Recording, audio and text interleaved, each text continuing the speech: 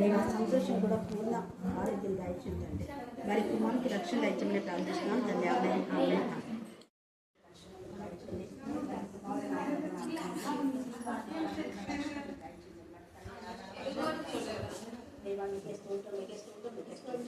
అక్క ఎంతమందికి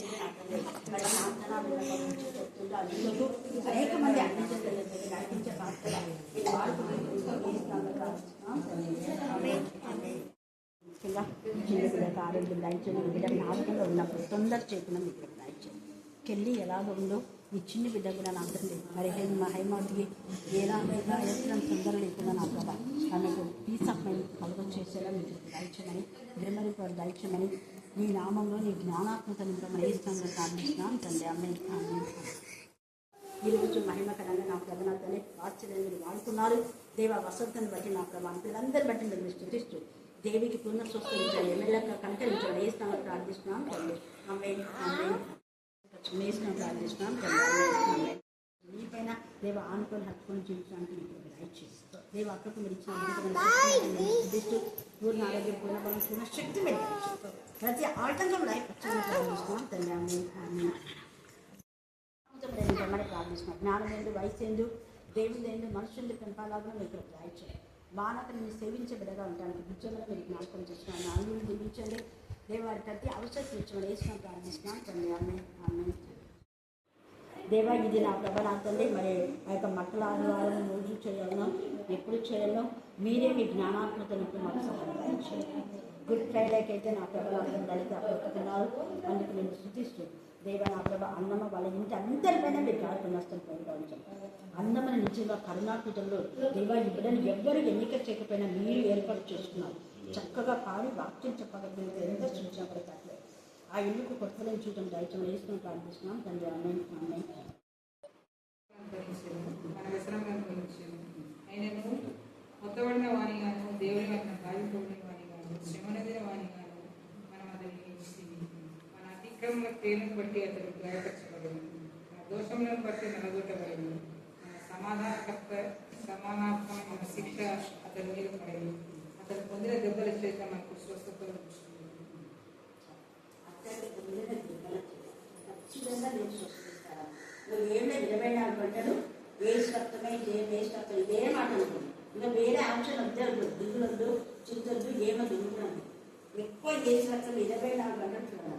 నేను ఇంత హెల్తీగా ఉండడం ఏంటంటే పని చేసుకున్నా, వస్తున్నా, ఎక్కడున్నా ఇదే ధ్యానించేది తప్ప మిగతా టైం అంతా వేస్ట్ రక్తం వేస్తాను.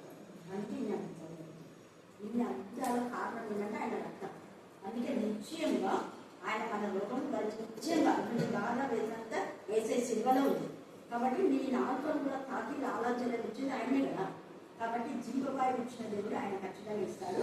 ఆయన రక్తం పైన మనం నమ్మకం ఉంచి శిలవైపు మాత్రమే చూడాలి. ఇప్పుడు మోసే విదేశకాలు ఇచ్చినప్పుడు నిదానించి చూసిన వాళ్ళకే రక్షణ వచ్చింది. వాళ్ళు మరణం నుంచి జీవులోకి వచ్చినారు. అటు చూసిన వాళ్ళకి లేదు. అందుకే రక్తంలో ఉన్న శక్తిని మనం ఎప్పుడైతే గమనిస్తామో ఆటోమేటిక్గా మనం స్వస్థపరుస్తాడు. ఇంత మరణంలోంచి జీవంలోకి ఎదిరించాలి లేదు. ఎలాంటి పరిస్థితి అసలు దిగుదనంటే వాళ్ళ ఇంట్లో ముఖ్యమైన దేవుని ఎదుర్చున్నాను అది దేవుని కృప. కాబట్టి మీకు దేవుని పక్షంగా ఉన్నాడు. నిశ్చయంగా ఆయన మన దోషులను భరించడం, మన వ్యసనలను భరించడం, ఆయనను మొత్తబడిన వారి కానీ దేవుని పైన బాధ్యత ఉండని వారి కానీ శ్రమ పొందిన వారి కానీ మనం అతన్ని ఎంచుకుని ఆయన మన శ్రమలన్నీ ఆయన పొందారు. కాబట్టి మనకు విడుదల విమోచన స్వస్థత ప్లాన్ చేసుకున్నాం. పేదవాళ్ళ కదా మీకు ఎంత జీవితం రక్తం వ్యక్తి మన ఎంత ఆసక్తితో వచ్చారు అన్న ఆసక్తి బట్టి నేను సృష్టిస్తూ దృష్టి శక్తి అన్ని కూడా వేయవచ్చు. చాలా దేవుడుగా నేను సమాధానం కాదు సమస్త జ్ఞానం నుంచి దేవుడి సమాధానం దయచేయండి. దేవాన్ని ముఖాన్ని ప్రకాశం వచ్చేది. దేవాన్ని యొక్క కృపల ప్రేమలో బంధించాలి. దేవ పూర్ణ స్వస్థత ఇచ్చింది. అగ్ని నుంచి ఎంత ఆసక్తి వచ్చారు. నిశ్చితమైతే అన్నకు ముఖ్యంగా నా ప్రభావ ఉద్యోగాలు వెళ్ళినప్పుడు నా ప్రభావ వారి కమిటీ వాళ్ళందరూ మంచి మనసు దయచేసి అన్న కూర్చొని పనిచేయడానికి మీకు దయచేయండి. దేవ అన్నంగా బస్సులో మా అక్కడికి ప్రయాణించలేడు, టైం చేయలేడు. దేవ నా ప్రభావ అయితే ఆర్టీసీ డిపార్ట్మెంట్లో అన్నకు నా ప్రభావ నా తల్లి అందరూ ఫేవర్గా ఉండి అందరికీ మంచి దయ ఎస్తేరుకు ఎలాగా రాజుకు దయ పుట్టించినారో అక్కడ అధికారులందరికీ అన్న పట్ల దయ కనికరం కలగ చేసి అద్భుత కార్యం చేసి నీవే న్యాయం పట్టుకున్నాను. నా చేస్తున్నామని ప్రార్థిస్తున్నాం తండ్రి. ఆమేన్, ఆమేన్. యాసోను గురించి మీరు ఇంతకుముందు ఎప్పుడైనా యాసోను గురించి విన్నారా? వినిన వాళ్ళు ఉంటే చేతులు చెప్పింది కానీ గుర్తులేదు. కానీ ఈ రోజైతే మనం యాసోను గురించి మాత్రమే అతని కథలాగా నేను చెప్తాను. నాకు ఇచ్చిన సమయంలోనే యాసోన్ని మీరు గుర్తుపెట్టుకోండి. ఇంకొకసారి ఎవరిని ఏ వ్యక్తి గురించి అయినా మనం గుర్తుపెట్టుకునే విధంగా వాక్యాన్ని మనం వినాలన్నమాట, మర్చిపోకూడదు. అందుకే ఈరోజు యాసోను గురించి తెలియజేస్తున్నాడు దేవుడు. యాసోను ఒక ధనవంతుడు. ఈ యాసోను అపోస్తల కార్యం 12వ అధ్యాయంలో ఈ యాసోను చరిత్ర అనేది ఉందన్నమాట. ఈ యాసోను వ్యాపారస్తుడు, ధనవంతుడు. ఈ యాసోను పౌలు చెప్పేటువంటి వాక్యాన్ని విని మారు మనసు పొందినటువంటి వ్యక్తి. ఈ యాసోను గురించి ఈ అపోస్తల కార్యంలోనే కాదు కానీ ఇంకొక తన కూడా దేవుడు రాశాడు. ఎవరంటైనా పౌలుకి బంధువు అవుతాడు. యాసోను పౌలుకి ఏమవుతాడు? బంధువు. ఆ మాట ఎక్కడ రాయబడిందంటే రోమిలకు రాసిన పత్రిక 16వ అధ్యాయము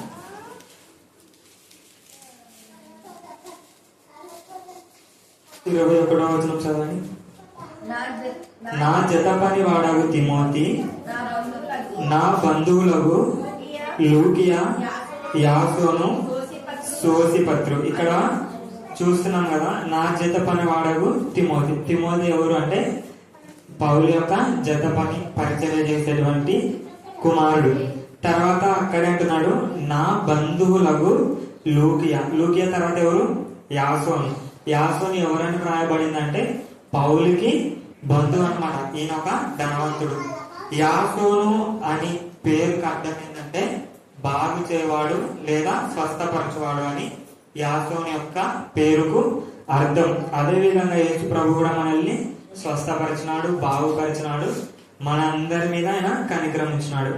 యాసోను అంటే అర్థమైంది, తర్వాత బాగు చేయవాడు. అదే విధంగా చదివిన లేఖన భాగంలో నుంచి 5వ అధ్యాయము, అయితే యూదులు మచ్చరపడి పని పాడలు లేక తిరుగుచు కొందరు దుష్టులను వెంటబెట్టుకొని గుంపు కూర్చి పట్టణమెల్లా అల్లరి చేయుచు యాసోని ఇంటి మీద పడి వారిని జనుల సభ ఎదుటకు తీసుకుని వచ్చుటకు యత్నం చేసిరు. అంటే పౌలు శీలలు ఈ యొక్క యాసోని ఇంటిలో చేర్చుకుంటాడు. కానీ మత ప్రచారకులు, వీళ్ళు శాస్త్రులు, పరిచయులు, యూదులు, సద్దుకాయలు, వీళ్ళంతా పౌలు శీలల్ని ఎవరిని చేర్చుకోకూడదని చెప్తారనమాట. కానీ చేర్చుకోవాలంటే వీళ్ళు దేవుని పునరుద్ధానం గురించి చెప్తున్నారు. కానీ దేవుడు ఉన్నదే పౌలుతో మాట్లాడుతాడు. ఆయన పునరుద్ధానం నిజమైనది కాబట్టి చెప్తున్నాడు. కానీ యూదులు నమ్మడం లేదనమాట. ఈ మోసే ధర్మశాస్త్రానికి విరోధంగా చెప్తున్నారని ఈ పౌలు శీలను పట్టుకోవాలా, ఎక్కడ వాళ్ళని చేర్చుకోకూడదు అనేసి చెప్తారు. కానీ ఈ యాసోను అనే వ్యక్తి పౌలు శీలను చేర్చుకుంటాడు. ఇంట్లో చేర్చుకున్న విషయము వీళ్ళకి తెలిసిందనమాట. దుష్టులకు తెలిసిన వెంటనే పెద్దలు వాళ్ళంతా కలిసి ఎవరిని ఎంట పెట్టుకొని వస్తున్నారంటే, అయితే ఎవరు మచ్చలు పడినారంటే యూదులు మచ్చల పడి పని పాట లేక తిరుగుతుండ్రు వీధులలో. అట్లాంటి వాళ్ళని వెంట పెట్టుకొని వాళ్ళు పిలిస్తే పని పాట లేదు కాబట్టి పరిగెత్తుకొని వస్తారన్నమాట. ఇట్లాంటి వాళ్ళని తన్ననికే కానీ తన్నలనే పోయినారు. కానీ దేవుడు ఆ రాత్రే వాళ్ళని పంపిస్తాడు.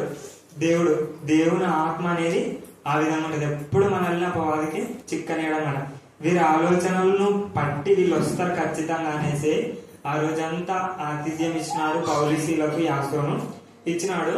ఆ రాత్రి వాళ్ళు వెళ్ళిపోయినారు.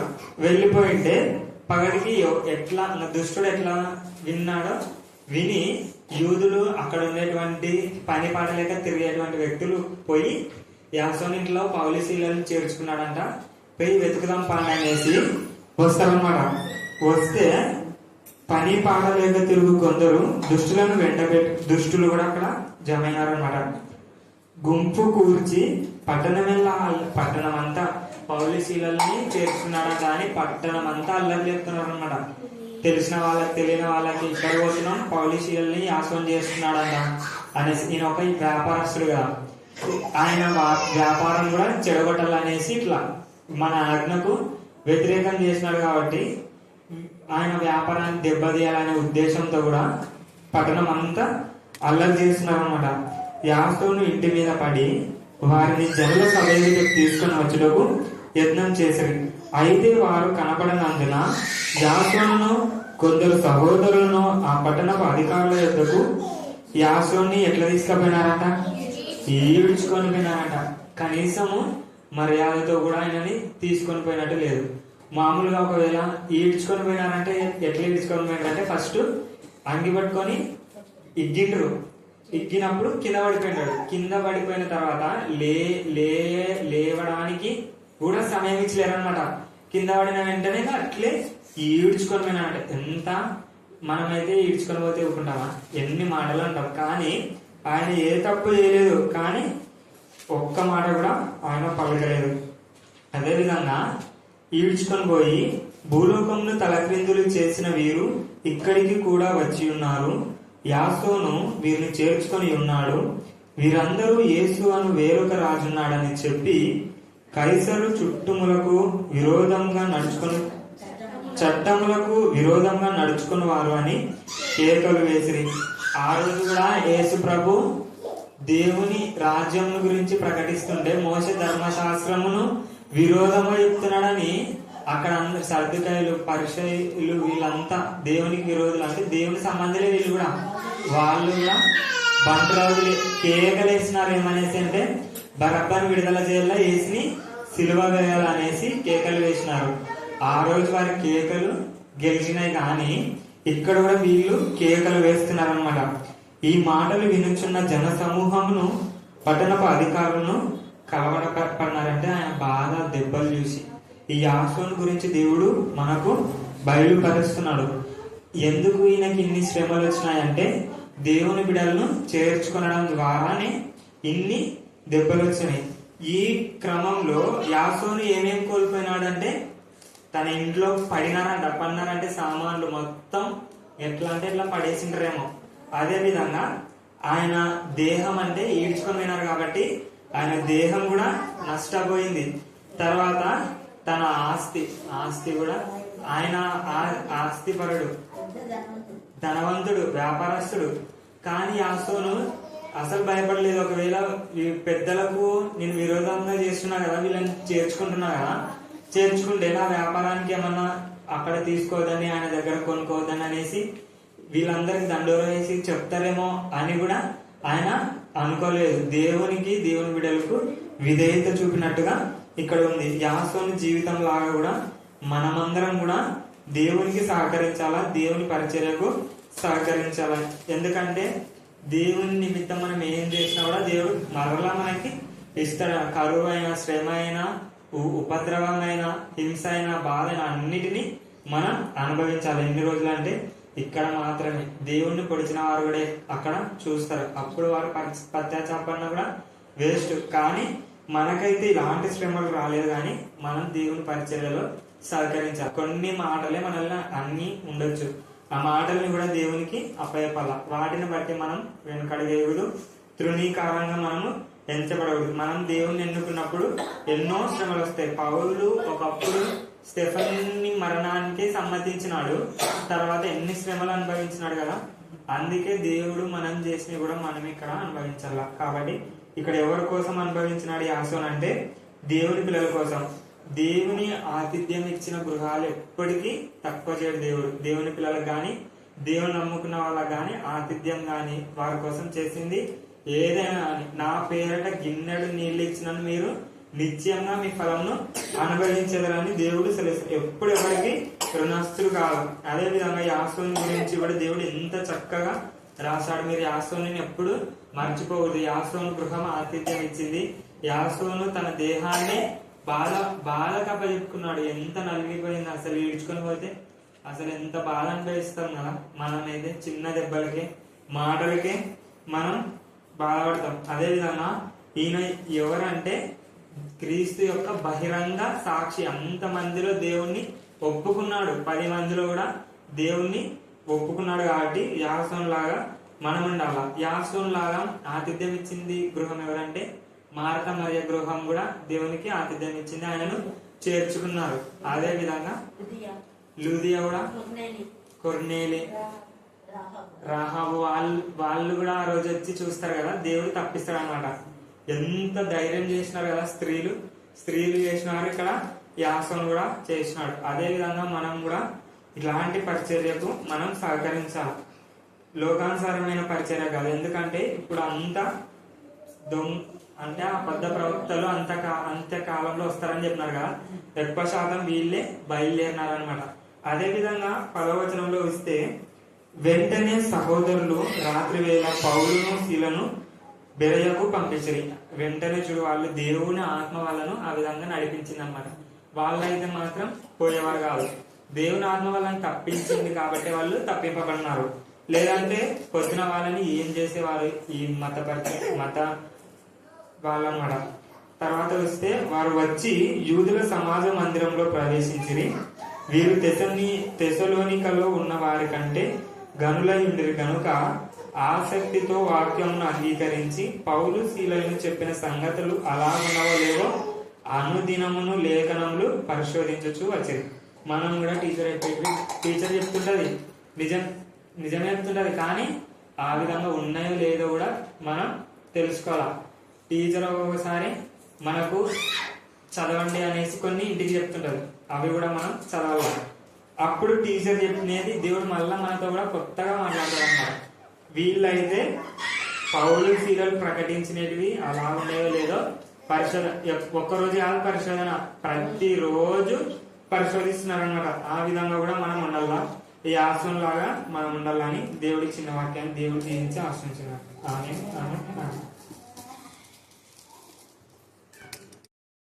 తినడానికి చెల్లి లేకపోయినా కూడా, కానీ ఈసారి చాలా పెద్ద ధనవంతుడు. పైగా అప్పుడున్న వీధులు ఎలాగంటే ఇప్పుడు లాగా సిమెంట్ వేసి మంచిగా నీట్గా ఉన్నాయి కాదు, అంతా రాళ్ళు.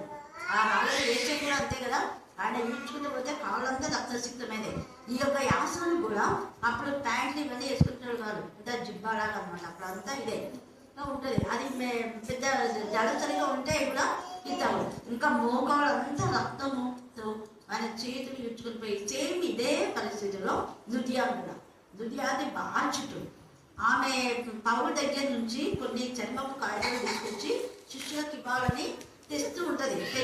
తెచ్చే సమయంలో తెలుస్తుంది వాళ్ళకి. తెలిసి ఆమె జుట్టు పట్టుకొని లాగుతారు. రక్తం కారుతున్నా కూడా వదిలిపెట్టేవారు. ఎక్కడ దాచిపెట్టిందో తెలియదు, చెప్పమని ఎంత ప్రయత్నించినా కూడా చెప్పాలి. ఎక్కడో ఒక చోట ఒక కుండ దాచిపెట్టింటారు. తర్వాత కొన్ని రోజుల తర్వాత అవి బయటికి తీసి వాళ్ళు ఎత్తి రాస్తారు. ఆ లుదియా ఇల్లు ఆశ్రయించింది. ఆమె ఇల్లు కూడా దేవుని మందిరం అయిపోయింది అనమాట. పౌలు 16వ అధ్యాయం అపోస్తల కార్యంలో అక్కడ నుంచి అంతా చాలా అద్భుతాలు. 16వ అధ్యాయంలో లుదియా బలవంతం చేసి పిలుస్తుంది, ఆతిథ్యం ఇచ్చిన ఇల్లు. తర్వాత ఆ ఇల్లే దేవుని మందిరం. తర్వాత మీరు 16వ అధ్యాయంలో చూస్తే అక్కడ రోమ 16లో ఎన్ని ఇళ్లలో సంఘం ఉంది అప్పుడున్న వారికి మీరు చెప్పనంట.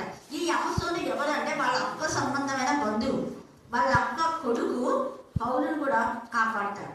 వాళ్ళ అక్క కొడుకు ఒకసారి మీకు చెప్పిన మేనల్లుడు అని చెప్పేసి ఒకసారి చెప్పిన, టైం లేదు, చెప్తామా చక్కగా ఇప్పుడు నాకే. వాళ్ళ అక్క తరపు బంధువుడు అనమాట ఈ యాసోను. అంత ఇదిగా తర్వాత ఈ యొక్క 17వ అధ్యాయంగా అపోస్తల కార్యం 9వ అధ్యాయంలో మనం చూస్తే 20 నుంచి 26 దాకా చదవండి. అపోస్తల పౌలుకు ఎంత స్టార్టింగ్ లోనే ఎన్ని శ్రమలు చూడండి. అక్కడ అనేక దినములు గడిచిన పిమ్మట ఎవరిని చంపని ఆలోచించినారు? ఎవరిని? పౌలు సౌలు అయిపోయినాడు. సౌలుగా మారినాడు. సౌలు అయిపోయి ఇప్పుడు పౌలు మారినాడు. కాబట్టి పౌలును చంపాలని అనుకున్నారు. ఈ అవస్థను కూడా చంపాలనుకున్నారు. కానీ దేవుడు కాపాడినాడు. దేవుడి బిడ్డలకు సాయం చేస్తే దేవుడు ఎవరైనా కాపాడతాడు. చదవమా. వారి ఆలోచన సౌలునకు తెలియవచ్చును, వారు అతను చంపవలనని రాత్రి పగలు అంట. చూసారా, రాత్రి పగలంటే ఎన్ని రోజుల నుంచి కాపుకొని కాపాడుతున్నారు పౌలు. పగలంతా వాక్యం చెప్తున్నాడు, రాత్రి చంపడం ఎవరు లేనప్పుడు అనుకున్నారు. వీళ్ళు రాత్రి పగలు పౌలు కోసమే వేచి ఉన్నారు. ఒకసారి ఏదో వస్తే రత్న ఎంత గట్టిగా అరిచి మాట్లాడింది. కొంతమంది ఏం అక్కకు ఎవరు లేరనుకున్నారా, మేమంతా ఉన్నాము. చాలా రోషం వస్తుంది. నేను వద్దు వద్దు వాళ్ళతో పోని వాళ్ళ పాప వాళ్ళు పోతుంది అంటే కూడా వినటం లేదు. అంత గట్టిగా అట్లా రోషం వచ్చింది వీళ్ళకు. అతని శిష్యుడు అంటే పౌలు శిష్యుడు రాత్రి వేళ అతన్ని తీసుకొని పోయి ఎక్కడ ఉంచినాట? మళ్ళీ చెప్పండి. గంపలో ఉంచి గంపలో నుంచి ఎంత ఇదిగా గంపలో నుంచి గోడ గుండా అతని కిందికి దింపిరి. అతడు యెరూషలేములోకి వచ్చి శిష్యులతో కలుసుకొనుటకు యత్నం చేశాను, కానీ శిష్యులని ఇంకా నమ్మలేదు. కనుకనే అతను ఇంకా సౌలుగా చూస్తున్నారు కాబట్టి సౌలు అంటున్నారు. అతని సౌలే అంటున్నాడు, పౌలు అనటంలా. ఇతను సౌలు స్టెఫెన్ చంపినాడు, ఇతను అదని ఇంకా మారిన వ్యక్తిగా చూడటం లేదు. వాడు గతంలో ఉన్న వ్యక్తి లాగానే చూస్తున్నారు. వాళ్ళు ఇంకా పౌలుగా గౌరవించడం లేదు, తర్వాత గౌరవిస్తారు వాళ్ళు. కాబట్టి యెరూషలేములో వాళ్ళతో కూడా వచ్చుచు పోచు ప్రభు నామం బట్టి ధైర్యంగా బోధించుచు గ్రీకు భాష మాట్లాడి యూదులతో మాట్లాడుచు తర్కిస్తున్నాడు. వారు అతనిని చంప ప్రయత్నం చేసి కానీ సహోదరులు దీన్ని తెలుసుకుని అతన్ని కైసరకు తోడుగా వచ్చి తార్సునకు పంపేది. ఇక్కడ యాస్త్రులు కూడా అంతే, లైఫ్ లో ఎప్పుడు మర్చిపోదు. అంత ధనవంతులే దేవుడికి సమర్పించుకున్నారు. వాళ్ళు పెద్ద పెద్ద పేదలు కాదు. పౌలు ఎంత ధనవంతులు, విద్వాంసులు, చాలా డిగ్రీస్ ఉన్నాయి పౌలుకు. అలాంటి పౌరులు చంపాలనుకున్నాడు, కానీ దేవుడు కాపాడాడు. దేవుడి సభ్యులు ఎప్పటికైనా కాపాడతాడు. దేవుడి లేఖన భాగం దీవించి మరి అక్కడ ఇంకా మహిమకరంగా వాడుకుని కాక మీరు కూడా ప్రతిరోజు ఎవరికైనా చెప్పొచ్చు. రోజు 5 వచనాలను ధ్యానం చేసుకున్నాడు. ఇప్పుడు 5 వచనాలు ఎంత మీనింగ్ ఉంచుడు అట్లా దేవుడు దీవించిన కాక. ఆమె చివరి ప్రార్థన. కృతజ్ఞతాస్తుతి స్తోత్రాలు వందనాలు చెల్లించుకుంటున్నాను తండ్రి. గొప్ప దేవ, దయా కనికరం కలిగిన మా కన్నతండ్రి, కృపా సత్య సంపూర్ణ సర్వోన్నత సర్వశక్తి మనకి వందనాలు స్తుతి స్తోత్రాలు చెల్లించుకుంటున్నాను తండ్రి. అవున ప్రభావం ఉదయం వదులుకొని ఇంతవరకు ఎంతగానో కాచి కాపాడిన తండ్రి. ఈ యొక్క రాత్రికాల సమయంలో చిన్న మందగా మేము కూడుకొని నిన్ను స్తుతిస్తూ, నేను ఆరాధిస్తూ, నేను కొనియాడి, నేను మేలుపరిచి కీర్తించే భాగ్యాన్ని ఇచ్చినందుకు నీకు వందనాలు స్తుతిస్తూ చెల్లించుకుంటున్నాను తండ్రి. అవునా ప్రభా, చిన్న బిడ్డలతో చక్కగా పాటలు పాడి ఉంటున్నారు, కథక వాక్యాలు నేర్చుకుని నాకు వినిపిస్తూ చెల్లించుకుంటున్నాను తండ్రి. అవునా ప్రభా, మరి మా నాయన నీ యొక్క దాసును నా తండ్రి, నీ యొక్క సులభ చాటును మరుగుపరుచుకుని నా తండ్రి నా నాయన విత్తనైతున్న వాక్యము మరి నా తండ్రి నా యొక్క హృదయాల్లో నీరు కట్టి ఫలించి పరాపడిపోయినట్టు మీరు సహాయం దయచేసినందుకు నీకు వందనాలు స్తుతి స్తోత్రాలు చెల్లించుకుంటున్నాను నా తండ్రి. అవునా ప్రభా, కొద్ది వాక్యం అయినప్పటికీ మరి నా తండ్రి లోతుగా అర్థమయ్యే విధానంలో మీరు వివరించిన విధానాన్ని బట్టి కూడా నీకు వందనాలు స్తుతి స్తోత్రాలు చెల్లించుకుంటున్నాను. అవునా తండ్రి, మన ప్రభా నయాసవంతుల విషయంగా తండ్రి పౌరు స్త్రీల జ్ఞానంలో కూడా మీరు దయచేయమని అడుగుతున్నాం నాయన. నీకే స్తోత్రం, నీకే స్తోత్రం, నీకే స్తోత్రం, నీకే స్తోత్రంలో చెల్లించుకుంటున్నాం మన తండ్రి. అనేక మందిని మీరు బయలుపరిచారు దేవునికి స్తోత్రంలో చెల్లించుకుంటున్నాం మన తండ్రి. నేను దీవించండి, ఆశీర్వదించండి నాయన, నీకు స్తోత్రం. అవునైనా ఇంకా జ్ఞానము దయచేసి మరి నా తండ్రి నీ యొక్క పరిచర్యలో, నీ యొక్క సేవలో, నీ యొక్క సువార్తను నా తండ్రి ఇంకా బోధించటం మీరు తండ్రి జ్ఞానము దయచేసి మీకు మహిమను పొందుకోండి దేవునికి స్తోత్రం. అనేక మంది యవనస్తులను మీరు వాడుకోండి నాయన, నీకు స్తోత్రం, నీకు స్తోత్రం, నీకు స్తోత్రం చెల్లించుకుంటాం నా తండ్రి. అవును నా ప్రభా, యువన వయసులో నా తండ్రి నీ యొక్క కాడి మోయటకు సిద్ధపాటు కలిగి ఉండటకు నీ యొక్క కృపా సహాయం దయచేయమని అడుగుతుంటున్నాం నాయన. నీకే స్తోత్రం, నీకే స్తోత్రం, నీకే స్తోత్రం, నీకే స్తోత్రం, నీకే స్తోత్రం, నీకే స్తోత్రం నా తండ్రి. కూడి వచ్చిన ప్రతి బిడ్డను మీరు జ్ఞాపకం చేసుకుని దేవునికి స్తోత్రములు. ఏ బిడ్డ ఏ సమస్యతో వచ్చిందో మాకైతే తెలియదు కానీ నా తండ్రి హృదయ రహస్యం ఎదిగిన గొప్ప దేవుడు స్తోత్రములు చెల్లించు